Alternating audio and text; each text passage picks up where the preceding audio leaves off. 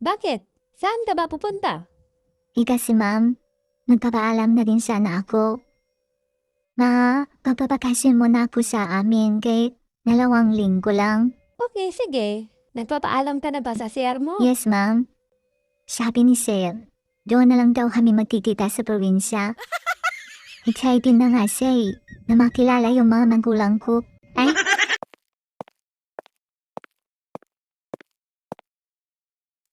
Edward, sana naman yan pupunta yung anak ko. Bakit may dalang malaking pan? Di ka pa sanay sa anak mong yun, tay. Palagi naman yung naglalayas. Pero bumabalik rin. Kapag naubusan na ng pera. Hayaan mo yun. Isa bagay, pagpasensyahan mo na.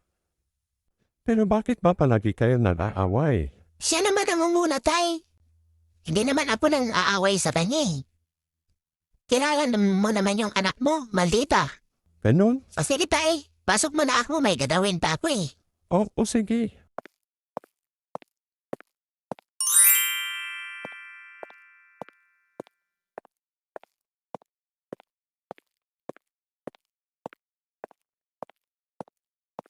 Hoy. Edward? Hoy.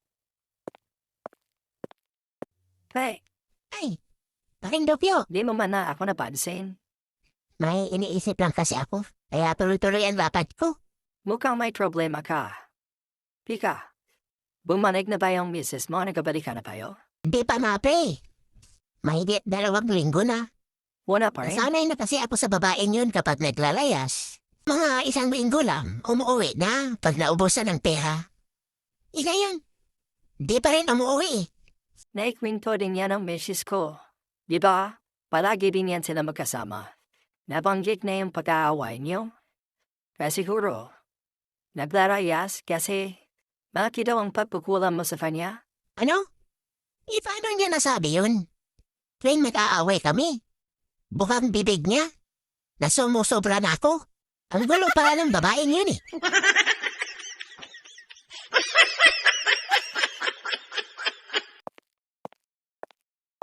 ma'am, excuse me po. Oh, Ruth. Tapos na ba tayong magluto?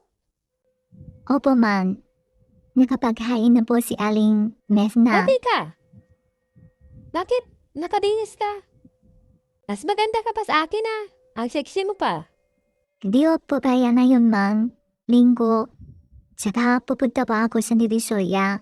Mamimili ng pasalubong sa nanay at tatay ko, tsaka yung mga kapatid ko, mga pinsan. Mamimili ng pasalubong? Bakit? Saan ka ba pupunta? Kasi ma'am, nagpapaalam na din sana ako. Magpapakasyon muna ako sa amin kay 2 linggo lang.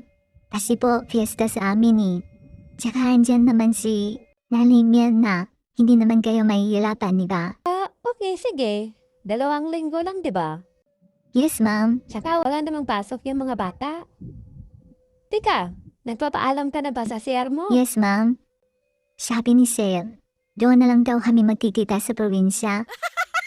Excited na nga siya na makilala yung mga magulang ko. Ay,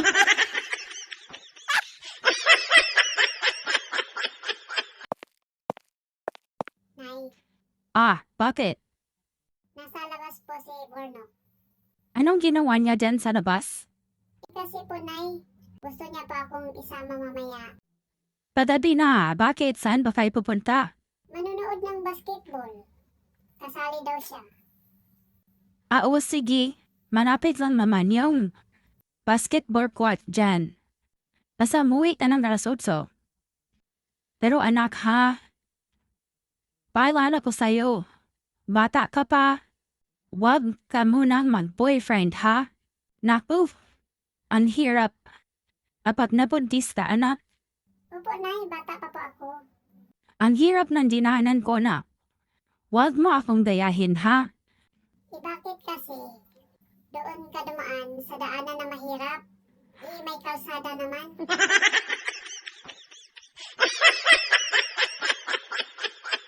Okay, class.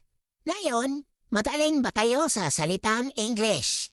Yes, sir. Basta, basic lang Opo, po. sir. Ano ba yon? Sige po, sir. Babanggit ako ng mga pangalan sa kalawakan at i-Englishin nyo. Halimbawa, yung between. Ano ang English ng between? O ikaw? Maricar? Star, sir. English ng bituin. Good, very good. Kapag nasagot ka agad at hindi na nag-iisip, bibigyan ko ng malaking score. Ito naman yung isa. Ano ang English ng araw? O ikaw? Anton? Sun. As in S-U-N. Sun, sir. Very good. Ikaw, Albert? English ng ulap. Voucher. C-L-O-U-D. Hound. Good, very good. Ikaw, Lily? Nag-aaral ka ba magabi? Opo, sir. Siyempre. Para malaki makuha kong score. Gabi-gabi ako nag-aaral. O sige, anong English ng buwan? Yun lang, sir. Marami ang buwan. January, February, March. O ngayong buwan, sir. October.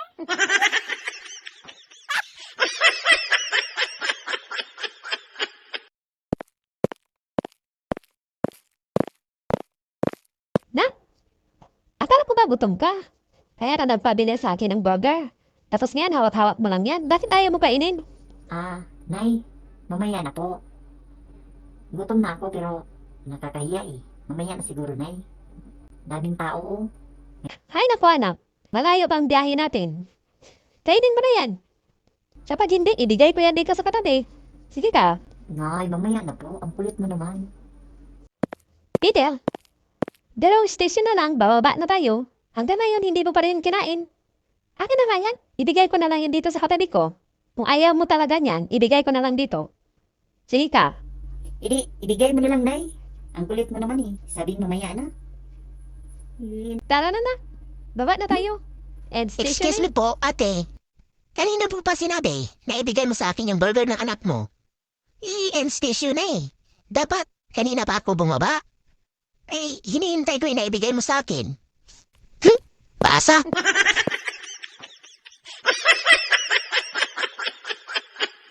Brother, guess what?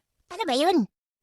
Sa wakas, sa kakaipon ko ng allowance ko, nakabili na rin ako ng pantalon na gusto ko. Yung original. Matagal ko ng parap yun, brother. Hindi wow. Anong brand ba? Guess, brother. Levi's? Hindi. Yes na. Paint shop? Nakaka-high blood ka naman eh. Yes na. Sus. Siguro, Benz na yan. Kasi paborito mo yung brand, di ba? Sa tatlong yan na pinagbabanggit ko, wala? Sabing guess? Yes. Ano ka ba? Kanina ko pa sinasabi sa'yo. Ay, ano nang pinagbabanggit mo? Diyan ka na. Ay, high blood agad.